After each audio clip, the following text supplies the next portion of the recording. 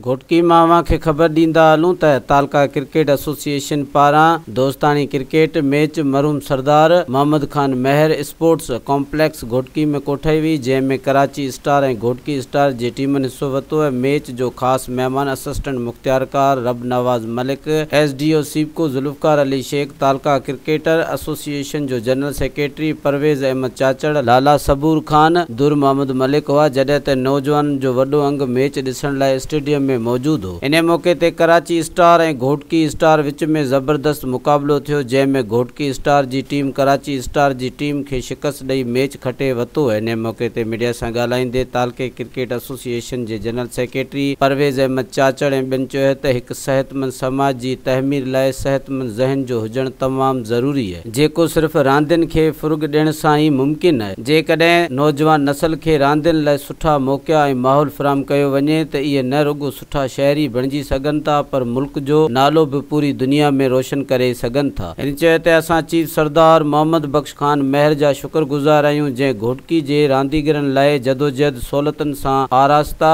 Sports complex तहमीर करायो। हिन चयो त असां चीफ सरदार मोहम्मद बख्श महर ऐं डिप्टी कमिश्नर घोटकी खे अपील कयूं था त स्पोर्ट कॉम्प्लेक्स खे PCB में जल्द खां जल्द रजिस्टर करायो वञे। उन खां पहिरियों त साईं चीफ सरदार मोहम्मद बख्श खान महर साहब जो थोराइतो आहियां। इहे साईं यारनि असांखे तमामु भलो ई असांखे ग्राउंड वठी ॾिनो ऐं उनजी सहूलतां वठी ॾिनियूं, ऐं असांखे उनखे हिते मेंटेन करण लाइ असांजे तालका क्रिकेट एसोसिएशन आहे, जंहिंमें साईं प्रोफेसर साहब बीठा आहिनि, परवेज़ चाचड़ साहब, इहे उनखे सपोर्ट कनि था, कमकार कराइनि था, ऐं असांजूं रांदियूं हलनि थियूं। हिन वक़्तु बि असांजी कराची जी टीम आयल आहे जेका हिते परफॉर्म करे थी। असांजे दोस्तनि लाइ हिकिड़ो सुठो सवण आहे ऐं सेहतमंद माहौल लाइ, ऐं स्पेशली असां असिस्टेंट कमिश्नर साहब जा बि थोराइता आहियूं, साईं विज़िट करनि था पिया, ऐं असांखे टूर्नामेंट जो हिकिड़ो वाइदो कयो आहे, इंशाल्लाह उहो बि थींदो ऐं सॼी संगत ख़ुशि थींदी।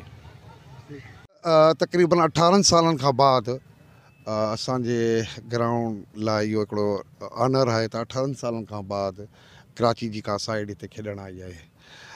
हिन टाइम असां वटि तालके घोटकी में तक़रीबन 21 क्लब असां इन ग्राउंड ते मैनेज कयूं था, खेॾूं था पिया। इन टाइम TCA जो जनरल सेक्रेटरी आऊं आहियां। असां जेतिरो बि थोरो मञूं हिकिड़ो प्लेयरनि जे वॾे जे मथां वॾो हिकिड़ो एहसान चीफ सरदार मोहम्मद बख्श खान साईं जो, जंहिं असांखे इंटरनेशनल लेवल जो इहो ग्राउंड असांखे ॾिनो आहे। प्लेयर्स हॉस्टल बि आहे, फुटसॉल बि आहे, हिकिड़ो पूरो हिकिड़ो असांखे हिकिड़ो ग्राउंड कॉम्प्लेक्स ॾिनो वियो आहे। ठीकु आहे न। और असल चवण जी ॻाल्हि इहा आहे त हाणे असां कोशिशि इहा कयूं था पिया त जेतिरो थी सघे हिन इवेंट्स खे, क्रिकेट थी वई या फुटसॉल थी वियो या असांजे ताइक्वांडो वारा थी विया, तक़रीबन असां वटि 650 खां 700 प्लेयर्स हिन टाइम हिन कॉम्प्लेक्स में खेॾी रहिया आहिनि। एफर्ट्स वरिती आहे असां अञा कोशिशि कयूं था त अञा घणो असां तालके खे वधीक अॻिते वठी हलूं न। इन टाइम असांजा तक़रीबन 6 प्लेयर जेके 13 अंडर 19, 13 में, 16 में एंड 19 में प्लेयर सेलेक्ट थी चुका आहिनि असांजा घोटकी जा PCB में न क्रिकेट जे हवाले सां।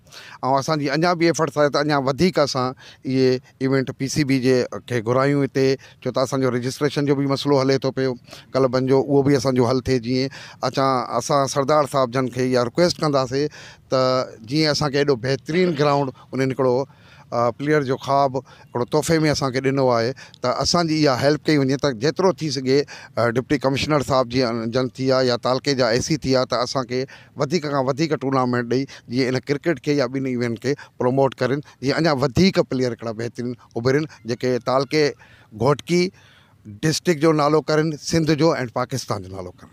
मज़ीद ख़बरनि ऐं तफ़सीलात लाइ विज़िट कयो असांजी वेबसाइट www.awamiNewsHD.com ऐं ॾिसंदा रहो अवामी न्यूज़ HD।